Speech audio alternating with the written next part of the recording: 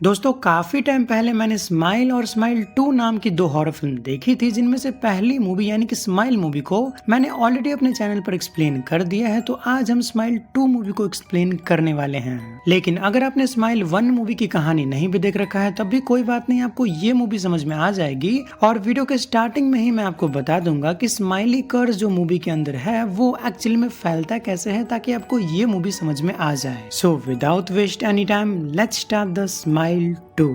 लेकिन कहानी में आगे बढ़ने से पहले ही मैं आपको बता दूं कि पिछली मूवी के अंदर एक रोज नाम की लड़की थी जिसको स्माइली एंटिटी का कर्स लग गया था। और हाँ, कर्स फैलाने का तरीका काफी ज्यादा सिंपल सा है। देखो, जिस भी इंसान को स्माइली एंटिटी ने अपना कर्स दिया है वो इंसान अगर आपके सामने खुद को खत्म कर ले तो वो कर्स आपके ऊपर आ जाता है। और पिछली मूवी के अंदर ये कर्स रोज नाम की लेडी को लगा था और मूवी के एंडिंग सीन में रोज ने अपने एक्स बॉयफ्रेंड जॉनी के सामने खुद को खत्म कर लिया था। तो हम कह सकते हैं कि अब ये स्माइली कर्स रोज के बॉयफ्रेंड जॉनी को लग चुका है। तो हाँ, स्माइल 2 मूवी की कहानी वहीं से आगे बढ़ेगी जहां पिछली मूवी खत्म हुई थी, यानी कि रोज के एक्स बॉयफ्रेंड जॉनी को दिखाते हुए। लेकिन वीडियो में बहुत ही ज्यादा आगे बढ़ने से पहले ही मैं आपको क्लियर कर दूं कि मूवी मतलब काइंड ऑफ काफी नई है, तो मेरे पास ओरिजिनल क्लिप की थोड़ी कमी है, तो हम ट्रेलर के फुटेज से काम चलाएंगे। ओके, तो स्माइल 2 मूवी की कहानी शुरू होती है तो हम पहले ही सीन में जॉनी को देखते हैं जो कि अभी के टाइम पर एक गैंगस्टर के घर में घुस के एक आदमी को चाकू की नोक पे ले लिया था और वो गैंगस्टर के बॉस को कह रहा था कि तुम इस आदमी को मरते हुए देखो। लेकिन यहाँ पर थोड़ी हाथापाई होती है जिसमें गैंगस्टर का बॉस ही खत्म हो गया जॉनी के हाथों। मगर इन सब हादसाओं को एक लड़का ने देख लिया था और वो लड़का डर के मारे कहता है कि मुझे खत्म मत करना, मेरा इन गैंगस्टर से कोई भी लेना देना नहीं है, मैं तो बस यहाँ पे ड्रग्स लेने के लिए आया था। जॉनी उस लड़का को समझाता है कि मैं चाहूँ तब भी तुम्हें खत्म नहीं कर सकता, क्योंकि मुझे लगता है कि तुमने कुछ ऐसा देख लिया है जो मौत से भी बदतर है, इसके लिए मुझे माफ करना। लेकिन तब तक यहाँ पर गैंगस्टर के और भी साथी आने लग गए थे। तो जॉनी यहाँ से भागने की ट्राई करता है, लेकिन जैसे वो सड़क पे जाता है तो एक गाड़ी ने जॉनी को हिट कर दिया, तो जॉनी ऑन द स्पॉट यहीं पर खत्म हो गया। लेकिन हम कह नहीं सकते कि ये कर्स की वजह से हुआ या फिर ये बस एक एक्सीडेंट था। ओके, तो सीन शिफ्ट होने के बाद हम एक famous pop star singer sky को देखते हैं जो पिछले 1 साल से गायब थी, और हम जान पाते हैं कि स्काई का एक जोरदार एक्सीडेंट हुआ था।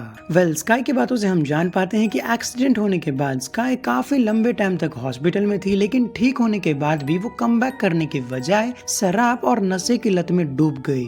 और यही रीजन था कि अभी के टाइम पर स्काई एक मंच पे आके अपने फैन से माफी मांग रही थी, सेंस की माफ करना कि मैंने आप सभी को डिसअपॉइंट किया, पर मैं फाइनली कम बैक कर रही हूँ। अब माना कि स्काई पिछले 1 साल से गायब थी, लेकिन स्काई की फैन फॉलोइंग बिल्कुल भी कम नहीं हुई। लोग उसे अब भी उतना ही चाहते थे, ठीक पहले के जैसे।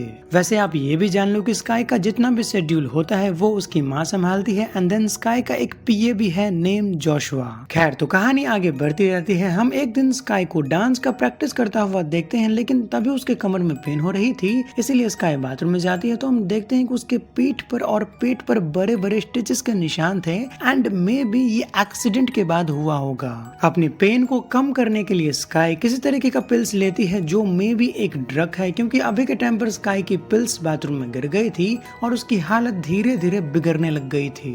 अब क्योंकि स्काई का परफॉर्मेंस भी काफी ज्यादा नजदीक था, उसके बैक में काफी ज्यादा पेन था, तो ऐसे में वो परफॉर्मेंस तो दे नहीं पाएगी। तो ऐसे में स्काई किसी बंदे को कॉल करके पूछती है क्या मैं आऊं, जिस पर वो बंदा कहता है ठीक है आ जाओ। खैर, तो अगले ही सीन में हम स्काई को लुइस नाम के बंदे के घर पे देखते हैं, और ये लुइस कोई और नहीं बल्कि वही है जिसको मूवी के शुरुआत में जॉनी ने जिंदा छोड़ दिया था गैंगस्टर के घर में। नाउ तो अभी के टाइम पर स्काई इस बंदे के घर पे ड्रग्स यानी कि वही पिल्स लेने के लिए आई थी, मगर अभी के टाइम पर स्काई की हालत बहुत ही ज्यादा खराब लग रही थी और वो किसी चीज को देखकर तो बहुत ही ज्यादा डरा हुआ भी लग रहा था। डर के मारे लुइस नीचे गिर गया था और वो अचानक से चोक होने लगता है। स्काई को यहाँ पर कुछ भी समझ में नहीं आता है कि यहाँ पर क्या चल रहा था, लेकिन तभी यहाँ पर अचानक से सब कुछ शांत हो गया। एकदम खामोशी मॉल में लुइस उठता है, लेकिन उसके चेहरे पर एक बड़ी सी लेकिन क्रीपी सी स्माइल थी और वो एकटक स्काई को देखे जा रहा था। इससे पहले कि स्काई यहाँ का सिचुएशन समझ पाती, लुइस अचानक से वॉकआउट करने वाली चीज से खुद के चेहरे पर बार बार हिट करके खुद को यहीं पर खत्म कर लेता है। एंड अगर आपको याद हो तो ये कर्ज तभी फैलता है जब कोई किसी को मरता हुआ देख ले। एंड देन सोचो लुइस को मरते हुए किसने देखा? स्काई ने। तो ऑब्वियसली अब ये स्माइली एंटिटी वाला कर्ज स्काई को भी लग चुका है। वैसे अभी के टाइम पर स्काई यहाँ पर पुलिस वगैरह को नहीं बुलाती है, अपना पिल्स ढूंढने के बाद यहाँ से भाग गई, क्योंकि अगर यहाँ पर पुलिस आई तो स्काई की इमेज खराब हो सकती है। इस घटना के बाद स्काई अपने घर चली तो गई थी, वो रात में सोने की ट्राई करती है, लेकिन उसे सपने के अंदर भी लुइस दिखाई देता है जो कि स्काई को गंदी तरीके से हॉन्ट करता है। एंड ऑब्वियसली स्काई की नींद डर के मारे तो उड़ सी गई थी। तो आगे हम स्काई को मेकअप रूम में देखते हैं जहाँ पर स्काई काफी ज्यादा परेशान थी इस बात को लेकर, क्योंकि स्काई लुइस के घर में उल्टी करके भाग गई थी। तो स्काई के मन में डर होता है कि अगर पुलिस ने डीएनए टेस्ट वगैरह करवाया तो वो पकड़ी जाएगी। नाउ अभी के टाइम पे स्काई की मॉम स्काई को उसकी दोस्त एमा से बात करने को कहती है, लेकिन स्काई फोन नहीं करती है क्योंकि उन दोनों दोस्तों के बीच में कुछ तो प्रॉब्लम है जो मैं आपको आगे बताऊंगा। इसी बीच में यहाँ पे स्काई का एक दोस्त डैरियर आता है जो कि स्काई को एक स्पीच शो के लिए इनवाइट कर रहा था, जिस पर पहले तो स्काई नहीं मानती है, लेकिन जब उसकी माँ उसे समझाती है कि ये तुम्हारे करियर में कम बैक करने के लिए जरूरी है तो वो ओके बोल देती है। मेकअप करने के बाद जब स्काई चेंज करने के लिए कमरे में जाती है तो उसके फोन पर एक अननोन आदमी का मैसेज आया था जहाँ पर सामने वाले का ऐसा कहना था, क्या तुम कल रात को लुइस के अपार्टमेंट में गई थी? मैसेज को देखने के बाद स्काई काफी डर गई थी, लेकिन तभी उसे कांच के अंदर अपने पीछे दिखाई देता है लुइस, जो कि स्काई के मुंह के अंदर अपना हाथ डाल के एक बड़े से स्माइल को बना रहा था। डर के मारे स्काई यहाँ पर जोर से चिल्लाती है, लेकिन जब उसकी माँ कमरे में चेक करने को आई तो स्काई यहाँ पर एक बहाना बनाती है कि मैंने एक बड़े स्पाइडर को देख के चिल्लाया। डांस की प्रैक्टिस वगैरह करने के बाद स्काई आगे अपने फैंस को ऑटोग्राफ दे रही थी, लेकिन तभी यहाँ पर एक छोटी बच्ची आती है जिसके चेहरे पर एक बहुत ही बड़ी क्रीपी लेकिन डरावनी सी स्माइल थी। वेल इससे हुआ ये कि स्काई काफी ज्यादा घबरा गई थी और वो घबराहट के मारे अपनी फ्रेंड जेमा को कॉल करके बुलाती है, लेकिन उसकी फ्रेंड का ऐसा कहना था कि उसको आने में मिनिमम 50 मिनट्स तो लगेगा। मगर फोन रखने के बाद स्काई के साथ यहाँ पर कुछ हॉरर एलिमेंट होता है, लेकिन जैसे वो घर का दरवाजा खोल के भागने की ट्राई करती है तो घर के सामने खड़ी होती है उसकी फ्रेंड एमा। स्काई एमा से क्वेश्चन करती है, तुम यहाँ पर इतनी जल्दी कैसे आ गई? जिस पर एमा उसको रिप्लाई करती है, तुमने ही तो मुझे 1 घंटा पहले कॉल करके अपने घर पे बुलाया था, तो मुझे आने में मिनिमम 50 मिनट्स तो लगे, क्या तुम भूल गई? स्काई यहाँ पर ऑलरेडी काफी ज्यादा परेशान थी, तो वो अभी के टाइम पे इन सारी बातों को इग्नोर करके एमा के साथ फिर से दोस्ती करती है एंड ये दोनों नॉर्मली बात करते हैं। वैसे आप ये जान लो कि इन दोनों की दोस्ती बिगड़ी इस बात को लेकर थी क्योंकि एक बार स्काई ने पब्लिक एरिया में एमा का बहुत ही ज्यादा मजाक बनाया था, तो उस टाइम के बाद से इन दोनों की दोस्ती थोड़ी बिगड़ गई थी। बट अभी के टाइम पे सब ठीक कर लिया इन दोनों ने आपस में बात करके। मगर जब आधी रात में स्काई की आंखें खुलती है तब वो देखती है उसकी फ्रेंड बाजू में सो रही थी, लेकिन उसके चेहरे पर भी एक बड़ी सी क्रीपी सी स्माइल थी, जिसे देखकर स्काई डर के मारे बेड से नीचे गिर गई। लेकिन हम जान पाते हैं कि वो एक्चुअली में सपना देख रही थी एंड अभी के टाइम पे सुबह हो चुका था। सुबह उठने के बाद स्काई सबसे पहले अपना डांस रिहर्सल करने जाती है, जहाँ पर वो खुद की गलती की वजह से नीचे गिर गई थी, लेकिन वो किसी और के ऊपर इल्जाम लगा देती है सेंस कि उसके धक्का लगने की वजह से मैं नीचे गिर गई। नाउ अभी के टाइम पे स्काई काफी ज्यादा परेशान है क्योंकि पहली बात ये है कि आजकल स्काई को हर जगह पे कोई ना कोई स्माइल करता हुआ दिख जाता है, जिसे देखकर वो काफी ज्यादा डर जाती है। एंड दूसरी बात ये कि स्काई की मॉम जो उसकी मैनेजर भी है वो स्काई के ऊपर काम को लेकर काफी ज्यादा प्रेशर डालती है। वहीं पे स्काई का यहाँ पर ऐसा कहना था कि हमें थोड़ा और लंबा ब्रेक लेना चाहिए क्योंकि मेरा एक्सीडेंट होने के बाद मेरे पेट पर जो टाके लगे हैं वो भी अभी तक पूरी तरह से हील हुआ नहीं है। दोनों माँ बेटी के बीच में थोड़ी बहसबाजी तो होती है, लेकिन स्काई की माँ उसे याद दिलाती है, तुमने डैरियर नाम के बंदे को कहा था कि तुम उसकी स्पीच शो में जाओगी स्पीच देने के लिए। खैर तो हम आगे स्काई को एक स्पीच शो में देखते हैं जहाँ पर उसको वही बातें बोलनी थी जो कि ऑलरेडी स्क्रिप्ट में लिखा होगा और उसे एक मशीन के जरिए दिखेगा। लेकिन दिक्कत की बात यह थी कि वो स्टार्टिंग में तो अच्छे से स्पीच देती है, लेकिन बीच में वो मशीन रुक गया। स्क्रीन पे स्क्रिप्ट रुकने के बाद स्काई यहाँ के सिचुएशन को संभालने की ट्राई करती है, लेकिन वो संभाल कम और बिगाड़ ज्यादा रही थी। एग्जाम्पल, यहाँ का टॉपिक कुछ और था और स्काई यहाँ पर कुछ उल्टी बातें बोलने लग गई थी एंड देन वो तो बीच में खुद के बारे में बोलने लग गई थी, कैसे उसका एक्सीडेंट होने के बाद वो नशे में डूब गई, शराब पीने लग गई और वो कैसे अपनी लाइफ से कट सी हो गई। मगर इससे पहले कि यहाँ की सिचुएशन बहुत ही ज्यादा खराब हो जाती, स्काई खुद को संभालती है एंड देन स्पीच को कंप्लीट करती है जो बहुत ही ज्यादा अजीब था। लेकिन स्पीच देने के बाद स्काई यहाँ पर एक अनाउंसमेंट करती है कि अब मैं स्टेज पर बुलाती हूँ पॉल हडसन को। पॉल हडसन का नाम सुनने के बाद सभी लोग स्काई को काफी अजीब नजरों से देखने लग गए थे। क्यों? क्योंकि पॉल हडसन अब इस दुनिया में है ही नहीं, वो मर चुका है। अगर आपको याद हो तो मैंने कहा था कि स्काई का एक्सीडेंट हुआ था तो उस गाड़ी को कोई और नहीं बल्कि पॉल हडसन नाम का एक फेमस एक्टर ही चला रहा था। बेसिकली ये दोनों आपस में दोस्त थे। एक्सीडेंट के अंदर पॉल बच नहीं पाया, स्काई जिंदा बच गई और यही रीजन था कि सब लोग स्काई को काफी अजीब नजरों से देख रहे थे, क्योंकि जो इंसान जिंदा है ही नहीं वो स्टेज पर कैसे आएगा। वहीं पे स्काई के पॉइंट ऑफ व्यू से देखा जाए तो स्काई को यहाँ पर पॉल हडसन दिख रहा था, जिसके चेहरे पर अगेन एक बड़ी सी स्माइल थी और वो डर के हमारे एक ओल्ड लेडी को धक्का देके यहाँ से भाग गई, जो उसके साइड में खड़ी थी स्टेज पे, वो ओल्ड लेडी। इन्हीं सब रीजनों से स्काई काफी ज्यादा परेशान थी, मगर इसी बीच में स्काई को वापस से अननोन आदमी का मैसेज आता है, जहाँ पर वो स्काई को बताता है कि तुम्हारे साथ जो कुछ भी हो रहा है वो कोई सपना नहीं बल्कि सच है। अब स्काई को भी इस कर्ज से छुटकारा पाना था, इसलिए स्काई उस आदमी से मिलने की बात करती है और ये दोनों एक क्लब में मिलते हैं और इस आदमी का नाम है मॉरिस।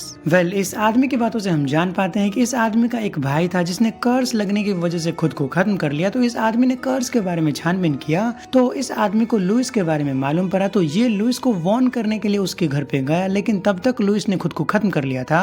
वहीं पे हम तो जानते हैं कि जब लुइस खत्म हुआ तो वहाँ पे स्काई भी थी, तो इस आदमी ने स्काई को वहीं पर देख लिया था, मतलब घर से बाहर निकलते हुए देख लिया था। खैर, तो सबसे पहले हम मॉरिस की बातों से जान पाते हैं कि ये कर्ज एक्चुअली में फैलता कैसा है। देखो, जब भी किसी इंसान को ये कर्ज लगता है तो वो इंसान खुद की जान लेने पे मजबूर हो जाता है, मगर जो कोई भी इंसान कर्ज लगे हुए इंसान को मरता हुआ देख ले तो वो कर्ज उस इंसान के ऊपर आ जाता है जो उसे मरता हुआ देख रहा हो। एंड ये सारी बातें तो मैंने पार्ट 1 में भी क्लियर किया था। खैर, ये सारी बातें तो वो थी कि कर्ज फैलता कैसे है, लेकिन स्काई को यहाँ पर एक जवाब चाहिए था। क्या इस कर्ज को ब्रेक करने का कोई तरीका नहीं है? कर्ज को ब्रेक करने का तरीका भी था इस आदमी के पास, लेकिन वो आइडिया थोड़ा सा रिस्की था, जिसमें स्काई को कुछ देर के लिए मरना होगा। बेसिकली इस आदमी का कहने का मतलब ये था कि ये कर्ज आगे तब बढ़ेगा जब तुम्हें कोई मरता हुआ देखेगा, लेकिन क्या हो जब तुम किसी ऐसे जगह पे मर जाओ जहाँ पर तुम्हें देखने वाला कोई हो ही ना। आगे ये आदमी बताता है कि मैं तुम्हें एक पावरफुल ड्रग वाला इंजेक्शन दूंगा जिससे तुम्हारा दिल पूरे 2 मिनट के लिए रुक जाएगा एंड उसके बाद में तुम्हारे हार्ट में CPR देके या फिर तुम्हें बिजली के झटके देकर वापस तुम्हारे हार्ट को चालू करके तुम्हें जिंदा कर दूंगा। एंड देखा जाए तो उस आदमी की बातों में काफी ज्यादा लॉजिक था। मानकर देखो, स्काई किसी ऐसी जगह पर खुद को खत्म कर ले जहाँ पर उसे देखने वाला कोई ना हो तो सच में ये कर्ज वहीं पे स्टॉप हो जाएगा। खैर, तो इनका प्लान तो यहाँ पर काफी ज्यादा बढ़िया था। स्काई भी काइंड ऑफ इससे एग्री करती है, मगर इससे पहले कि ये दोनों पूरे प्लानिंग के बारे में अच्छे से बात करते, अगर आपको याद हो तो स्काई एक पॉप स्टार है और वो काफी ज्यादा फेमस है, तो क्लब के लोगों ने स्काई को पहचान लिया था, तो स्काई को यहाँ से जल्दी जल्दी में भागना पड़ता है। स्काई भागते हुए घर जाती है जहाँ की सिचुएशन ऑलरेडी काफी ज्यादा खराब थी। हम वहाँ पे स्काई के सारे को एक्टर्स को देखते हैं जो कि स्काई के साइड में डांस करने वाले थे। वो सब एक दूसरे के ऊपर चढ़ के काफी क्रीपी तरीके से स्काई को पकड़ने के लिए आगे बढ़ रहे थे। स्काई भागने की ट्राई करती है, मगर उन लोगों ने स्काई को पकड़ लिया था। लिटरली सभी लोग स्काई को नोच रहे थे, कोई बाल खींच रहा था, कोई स्किन को खींच रहा था एंड कोई तो स्काई के मुंह के अंदर अपना हाथ घुसेड़ देता है इन अ वेरी क्रीपी वे। मगर इसी बीच में स्काई को अचानक से वो दिन याद आता है जब उसका एक्सीडेंट हुआ था। हम क्लियरली देख पाते हैं कि स्काई और पॉल एक ही गाड़ी में जा रहे थे। पॉल ड्राइव कर रहा था, वहीं पे स्काई ने काफी ज्यादा पी रखी थी और वो पॉल से झगड़ा भी कर रही थी किसी बात को लेके। गुस्से में आके पॉल ने भी स्काई को पागल बोल दिया था और ये सुनते ही स्काई का दिमाग थोड़ा सा हिल गया और वो गाड़ी के स्टीयरिंग को अचानक से मोड़ दी। इसी वजह से एक्सीडेंट हुआ था, यानी कि पूरी गलती स्काई की थी। लेकिन तभी अचानक से स्काई की आंखें खुलती है, तब वो खुद को हॉस्पिटल में पाती है जहाँ पर उसकी माँ उसे बताती है कि तुम लिविंग रूम में बेहोश थी, तुम्हें होश भी नहीं था, तो हम लोग तुम्हें यहाँ पर लेके आ गए। लेकिन ये तो सच है कि अभी के टाइम पे स्काई के बाल नोचे हुए थे, उसके चेहरे पे चोट लगने के निशान थे, लेकिन फिर भी उसकी माँ उसको काम करने के लिए प्रेशर डाल रही थी। वहीं पे स्काई बोल रही थी कि वो कुछ दिनों तक अपना पॉप स्टार वाले काम से ब्रेक लेना चाहती है। स्काई की माँ उसे बताती है कि तुम्हारे कमबैक करने पर बहुत सारे कंपनी ने अपने पैसे लगाए हैं, तो तुम ऐसे काम करने से मना नहीं कर सकती, तो तुम्हें काम करना पड़ेगा। और रही बात तुम्हारे चोट के निशान की, तो हम उसे मेकअप के जरिए छुपा देंगे। स्काई इससे पहले कि अपनी माँ को कुछ रिप्लाई करती, उसकी माँ भी यहाँ पर क्रीपी तरीके से हंसने लग गई थी। एक कांच को तोड़ती है एंड देन कांच के टुकड़े से खुद के बॉडी में बार बार स्टैप कर लेती है। स्काई को समझ नहीं आता कि अब वो यहाँ पर क्या करे, तो स्काई यहाँ से भागने की ट्राई करती है, लेकिन तभी स्काई को यहाँ पर कुछ फील होता है और वो फीलिंग ये थी कि वो कांच का टुकड़ा स्काई के मॉम के हाथों में नहीं बल्कि स्काई के हाथों में था। यानी कि यहाँ का सिचुएशन अब यहाँ पर ऐसा था कि स्काई ने अपनी माँ को खत्म किया। अब क्योंकि स्काई को जल्दी जल्दी में हॉस्पिटल से निकलना था, लेकिन वो फेमस है तो लोग उसे पहचान लेंगे एंड देन क्वेश्चन करेंगे कि उसके कपड़ों पर इतना सारा खून कैसे आया। तो स्काई यहाँ पर अपना दिमाग लगाती है, हॉस्पिटल के सिक्योरिटी गार्ड का गन छीन के सबको गन पॉइंट पे लेके यहाँ से निकलती है। बेसिकली वो सबको गन दिखा के डरा रही थी ताकि कोई उसके पास ना आए और वो इजीली हॉस्पिटल से निकल जाए। हॉस्पिटल से निकलने के बाद स्काई सबसे पहले मॉरिस से कांटेक्ट करती है एंड देन वो उसके घर का एड्रेस लेती है, क्योंकि स्काई भी अब इस कर्ज को खत्म करना चाहती है। वो जो प्लान था ना, स्काई को 2 मिनट के लिए मरना होगा फिर कर्ज खत्म हो जाएगा, वही वाले प्लान को फॉलो करना चाहती है वो। अब क्योंकि स्काई को तो ड्राइविंग आती नहीं थी, इसलिए स्काई अपनी दोस्त एमा के साथ मिलकर मॉरिस के घर पे जाती है एक वैन में। और वहां पर पहुंचने के बाद स्काई अपनी दोस्त को कहती है कि तुम यहाँ से लौट जाओ, क्योंकि किसी भी तरह से स्काई अपनी दोस्त एमा को इन सब चीजों में इन्वॉल्व नहीं करना चाहती थी। मगर इससे पहले कि स्काई गाड़ी से बाहर निकल के मॉरिस के घर पे जाती, स्काई को एक फोन आता है एंड देन गेस करो ये फोन किसी और का नहीं बल्कि उसकी बेस्ट फ्रेंड एमा का था। स्काई काफी ज्यादा डर गई थी कि अगर फोन पे असली एमा है तो गाड़ी में जो बैठी है वो कौन है। वेल हम तो जानते हैं कि वो सुपर नेचुरल एंटिटी है एंड देन ऐसे सिमिलर सीन्स हमने पार्ट 1 में भी देख रखा है, तो नॉट गुड। मगर फिर भी अपने मन की तसल्ली के लिए स्काई फोन उठाकर अपनी दोस्त एमा से क्वेश्चन करती है कि तुम मेरे घर पर रहने के लिए तो आई थी ना। एंड शॉकिंगली एमा उसे बताती है कि मैं तो आज तुम्हें पहली बार कॉल कर रही हूँ, मैं तुम्हारे घर पे कभी रहने के लिए नहीं आई। यानी समझ रहे हो मित्र, वो जो एंटिटी है ना वो स्काई के साथ उसकी ही बेस्ट फ्रेंड बन के काफी टाइम से उसके साथ ही रह रही है या फिर रह रहा है, पता नहीं उसका जेंडर क्या है, आई डोंट नो। खैर तो वो एंटिटी जो कि अभी के टाइम पे उसकी दोस्त एमा के रूप में थी, वो स्काई को कुछ अजीब बातें बोलती है, जैसे कि मुझे तुम्हारा स्किन पहनना पसंद है, मैं तुम्हारे ही दिमाग में हूँ और तुम्हारा दिमाग मेरे कंट्रोल में है। मगर स्काई भी इसका जोरदार रिप्लाई करती है कि मैं मानती हूँ कि तुम मेरे दिमाग में हो, लेकिन मेरा दिमाग मेरे कंट्रोल में है और मैं अपनी मर्जी से चलूंगी। खैर तो आगे स्काई जल्दी से गाड़ी से बाहर निकल के मॉरिस से मिलती है एंड देन वो बताती है कि मैं 2 मिनट वाले प्लान पे काम करने को तैयार हूँ, मुझे 2 मिनट के लिए खत्म कर दो एंड देन मुझे बाद में जिंदा कर लेना। वैसे ये पूरा का पूरा सीन होने वाला था पिज्जा हट के एक फ्रीजर में। बेसिकली जैसे फ्रीजर का टेम्परेचर नीचे गिरेगा तो 2 मिनट के लिए स्काई का दिल रुक जाएगा, तो वो काइंड ऑफ मर जाएगी। फिर 2-3 मिनट पूरा होने के बाद वो स्काई के नेक पर एक ड्रग वाला इंजेक्शन लगाएगा, जिससे स्काई का दिल वापस चालू होगा और वो वापस जिंदा हो जाएगी। पर वो टेक्निकली मर भी चुकी होगी तो कर्ज तो वहीं पे खत्म हो जाएगा। लेकिन अभी मॉरिस को कोई सामान चाहिए था, तो मॉरिस सामान लेने के लिए बाहर चला जाता है, लेकिन तभी स्काई नोटिस करती है कि उसकी बॉडी के ऊपर खून गिर रहा था। लेकिन जब स्काई ऊपर देखती है तब वो खुद को सीलिंग पे लटका हुआ पाती है गाड़ी के सीट बेल्ट से। बेसिकली ये सीन उस सीन को दिखा रहा है जब स्काई का एक्सीडेंट हुआ था। वो इविल स्काई सीलिंग से काफी अजीब तरीके से क्रॉल करते हुए नीचे आती है, जहाँ पर वो अगेन हमारी एक्चुअल स्काई को बोलती है मुझे तुम्हारा स्किन पहनना पसंद है और तुम मुझसे भाग तो बिल्कुल नहीं सकती। बट अगेन स्काई उसे अपना डायलॉग वापस से सुनाती है कि तुम मेरे दिमाग में हो और मेरा दिमाग मेरे कंट्रोल में है। इतना बोलने के बाद स्काई अचानक से अपने गले में वही ड्रग वाला इंजेक्शन ले लेती है ताकि वो यहाँ पर बेहोश हो जाए एंड देन कुछ देर मरने के बाद वापस जिंदा हो जाए। लेकिन तभी वो इविल एंटिटी हंसते हुए स्काई को बताती है कि ये सब कुछ बस एक इमेजिनेशन है और मैं तुम्हारे दिमाग में हूँ। एंटिटी के इतना बोलने के बाद ही सीन अचानक से चेंज हो जाता है, जहाँ पर स्काई रियलाइज करती है कि वो तो अभी के टाइम पे स्टेज पे बाकी एक्टर्स के साथ परफॉर्म कर रही थी, वहीं पर उसकी माँ जिंदा थी और वो ऑडियंस के साथ मिलकर अपनी बेटी को चेयर अप कर रही थी। तभी स्काई को स्टेज पर दिखाई देती है खुद की हमशक्ल, जिसके चेहरे पर एक बड़ी सी स्माइल थी। फिर उस हमशक्ल का पेट फाड़ के बाहर निकलती है स्माइली एंटिटी, जो कि दिखने में तो काफी गंदी थी, मतलब उसे देख के डर तो नहीं पर काफी छी फील हो रहा था। स्काई उस एंटिटी को देखने के बाद काफी डर गई थी, जोर से चिल्लाती है, फिर अपने घुटनों पे स्टेज पे बैठ गई थी और वो एंटिटी स्काई के मुंह में अपनी 2-3 उंगलियां डाल के उसके मुंह को बुरी तरीके से फाड़ देती है। बट इन रियलिटी स्काई बस स्टेज पर बेहोश पड़ी थी, उसे कुछ हुआ नहीं था। फिर कुछ देर के बाद स्काई वापस होश में आती है, लेकिन इस बार कुछ बदल गया था, तो वो था स्काई के चेहरे पर एक बड़ी सी स्माइल। स्काई जिस माइक को पकड़ के गाना गा रही थी वो उसी माइक से अपने चेहरे पे बार बार हिट करके खुद को स्टेज पे लाखों ऑडियंस के सामने खत्म कर लेती है एंड देन ये मूवी यहीं पर खत्म हो गई। वैसे अब भी यहाँ पर कुछ नहीं बदला था, वो होती है स्काई की डेड बॉडी के ऊपर वो क्रीपी सी स्माइल जो एज अ व्यूअर हमारी आंखों में क्लियरली देख रही थी और ये मूवी यहीं पर खत्म हो गई। तो बस ये थी आज की फिल्म की कहानी। मूवी तो काफी ज्यादा सिंपल थी, लेकिन मैं आपको जानता हूँ आपको एंडिंग समझ में नहीं आई होगी, स्पेशली वो वाला सीन जब फ्रीजर रूम से सीन अचानक से शिफ्ट होकर स्टेज पे आ गया। तो एक्चुअली में क्या हुआ,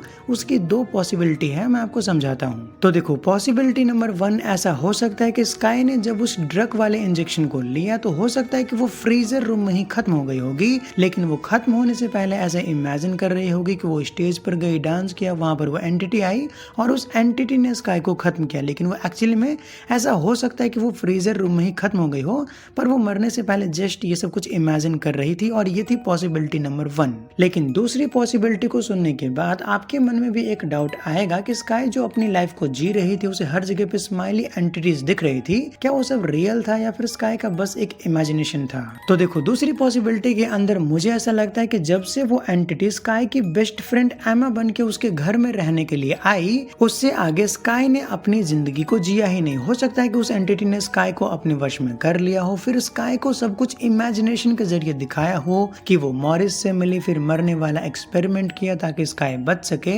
एंड एक्चुअली में ये सब कुछ कभी हुआ ही ना हो। आसान शब्दों में समझाऊं, 2 लाइन में समझाऊं तो देखो, शुरू से ही उस एंटिटी ने स्काई को अपने वश में कर लिया, फिर उससे आगे स्काई ने जो कुछ भी देखा वो सब कुछ बस उसका एक इमेजिनेशन था, लेकिन मूवी के एंडिंग सीन में जो कुछ भी हुआ वो सब कुछ सच था। और दूसरी थियोरी सच है, इस चीज को मैं प्रूव भी कर सकता हूँ। अगर आपको याद हो तो एक सीन में स्काई ने हॉस्पिटल के अंदर अपनी माँ को कांच के टुकड़े से खत्म कर दिया था, मतलब कि जानबूझ के नहीं पर वो इंसिडेंटली ही खत्म कर दिया था। लेकिन मूवी के एंडिंग सीन में हमने क्लियरली देखा था कि स्काई की माँ जिंदा थी। तो हाँ, ऐसा लगता है कि दूसरी थियोरी सच है। तो हाँ, मुझे दूसरी पॉसिबिलिटी सच लगती है कि हाँ, स्काई ने अपनी लाइफ को नहीं जिया, वो सब कुछ बस एक इमेजिनेशन था। लेकिन अगर आपको ऐसा नहीं लगता है तो आप डिसएग्री कर सकते हो, आपकी मर्जी, कोई जोर जबरदस्ती नहीं है। एंड मैं जानता हूँ आपके मन में एक और सवाल होगा कि मूवी के एंडिंग सीन में तो स्काई ने लाखों फैंस के सामने खुद को खत्म कर लिया, तो क्या ये कर्ज अब लाखों लोगों को लगेगा या फिर किसी एक को? इस सवाल का जवाब है हाँ भी और ना भी। मैं आपको एक्सप्लेन करता हूँ। देखो, मुझे पर्सनली ऐसा लगता है कि ये एंटिटी एक साथ बहुत सारे लोगों को अपने वश में नहीं कर सकता, क्योंकि अगर ये ऐसा कुछ कर पाता तो पिछली मूवी के अंदर ही ऐसा कुछ कर लिया होता, मतलब यहाँ पे करने की कोई जरूरत नहीं थी। और सच बताऊं तो इस चीज का प्रूफ भी है मेरे पास। देखो, पिछली मूवी के अंदर हम क्लियरली जान पाए थे कि 20 से 25 लोगों पे ट्रांसफर होने के बाद ये कर्स पिछली मूवी की मेन कैरेक्टर रोज को लगी थी। एंड मुझे लगता है कि अगर ये एंटिटी एक साथ में बहुत सारे लोगों को अपने वश में कर पाता तो एक एक करके ट्रांसफर क्यों होता, एक साथ में पूरे शहर को ही अपने वश में कर लेता ना। तो पर्सनली मुझे लगता है कि ये एंटिटी एक साथ में इतने सारे लोगों को वश में नहीं कर सकता है, शायद एक या फिर मिनिमम 2। तो बस ये थी आज की फिल्म स्माइल 2 की कहानी। उम्मीद है आपको सारी बातें समझ में आ गई होगी, सारे डाउट्स भी क्लियर होंगे। बट फिर भी कोई डाउट है तो क्वेश्चन कर लेना, मैं आपको नेक्स्ट वीडियो में 100% आंसर करूंगा। लेकिन जाने से पहले एक छोटा सा रिक्वेस्ट है, वीडियो पसंद आए हो तो वीडियो को लाइक कर देना, चैनल को सब्सक्राइब कर देना प्लीज।